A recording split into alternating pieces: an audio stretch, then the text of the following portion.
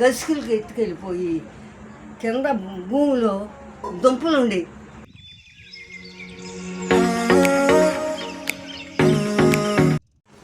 Hello friends, ఇప్పుడు మనం దీని గురించి కొన్ని విషయాలు గూగుల్ జెమినీని అడిగి తెలుసుకుందాం.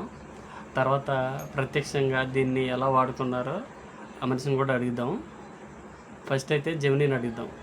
జెమినీ ఏం చెప్తుంది, తర్వాత రియల్గా దీన్ని వాడిన వాళ్ళు ఏం చెప్తున్నారు అనేది కూడా మనం తెలుసుకుందాం ఒకసారి. ఈ వీడియో పూర్తిగా చూడండి, నచ్చితే లైక్ చేయండి, షేర్ చేయండి, సబ్స్క్రైబ్ చేయండి.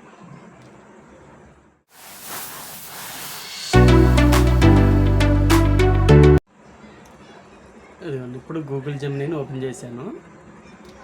నేను ఆ ఐటెంని చూపించి అడుగుతాను అన్నమాట. చూడండి. తప్పకుండా చూపించండి, నేను తెలుసుకోవడానికి సిద్ధంగా ఉన్నాను. ఓకే, సిద్ధంగా ఉన్నావు, థ్యాంక్ యూ. ఇదిగో ఇదే అది. ఇది అసలు ఇదేంటి, దీని చరిత్ర? అవును, దీని చరిత్ర ఏంటి, అసలు దీన్ని ఎలా వాడుకోవచ్చు అనేది చెప్పు ప్లీజ్. తెల్ల కలువ పువ్వులు నీటిలో పెరుగుతాయి. తెలుపు రంగులో పెద్ద రేకులతో చాలా అందంగా ఉంటాయి.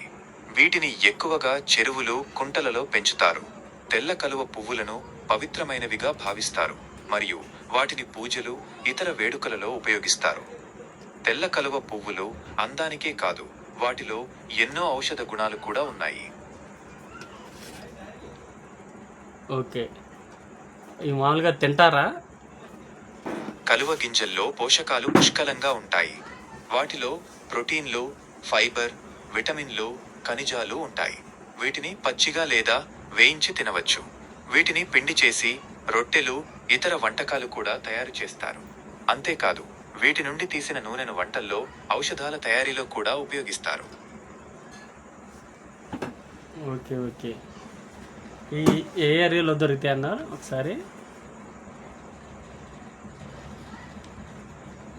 తెల్ల కలువ పువ్వులు సాధారణంగా చెరువులు, కుంటలు, మడుగులు, కాలువలు, ఇంకా నిల్వ ఉన్న నీటి వనరులలో పెరుగుతాయి.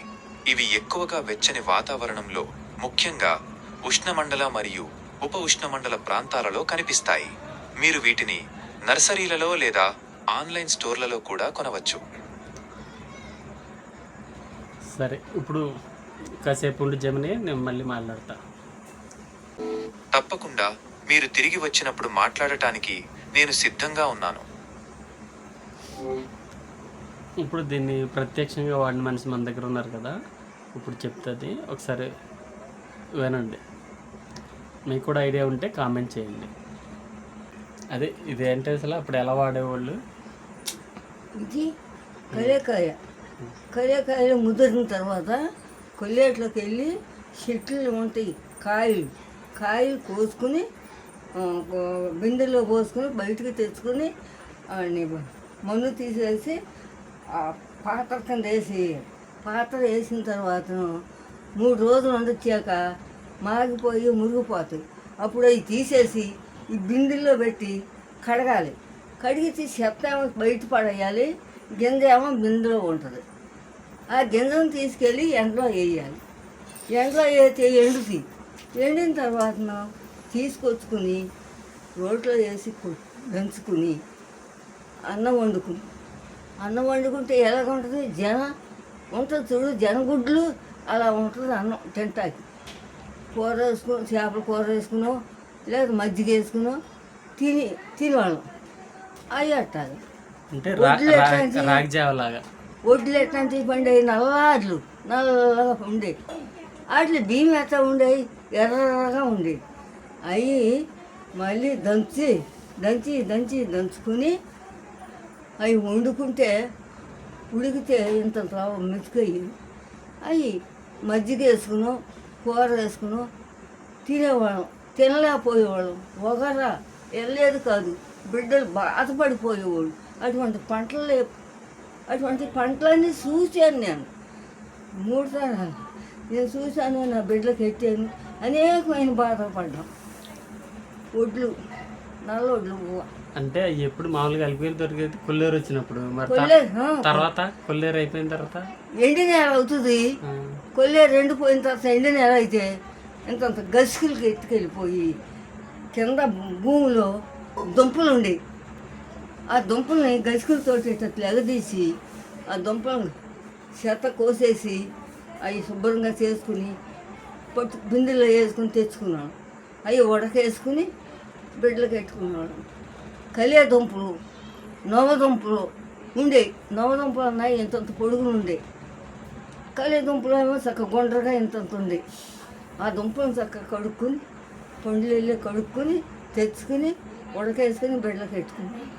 అదైన తర్వాత ఆ తర్వాత మామూలుగా ఒరుగు పండేది.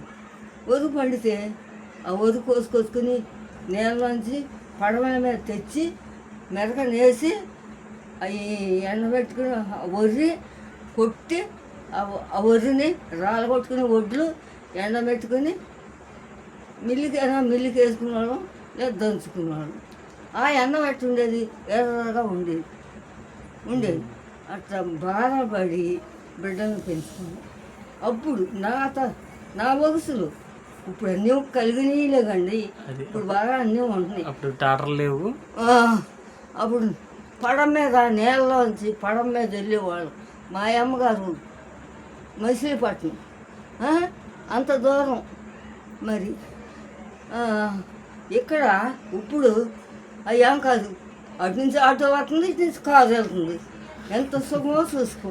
అలాంటి సుఖం నేను చూడలేదు. నా బిడ్డలు చిన్నప్పుడు మా బాధపడి చాలా దూరం మా అమ్మగారు ఏటి మీద నేల మీదే పడవల మీద వెళ్ళేదాన్ని బిడ్డలతోటి. ఇప్పుడు వరకు ఇన్ని పేర్లు చెప్పింది కదా, ఇవన్నీ మీకు అన్నీ ఏమైనా తెలిస్తే కనుక కామెంట్ చేయండి. ఈ పేర్లు మీరు వినుంటే, అప్పటి పరిస్థితి మీకు ఐడియా ఉంటే కనుక కామెంట్ చేయండి. ఈ వీడియోని పూర్తిగా చూసినందుకు థ్యాంక్ యూ. లైక్ చేయండి, షేర్ చేయండి, సబ్స్క్రైబ్ చేయండి. Okay, bye.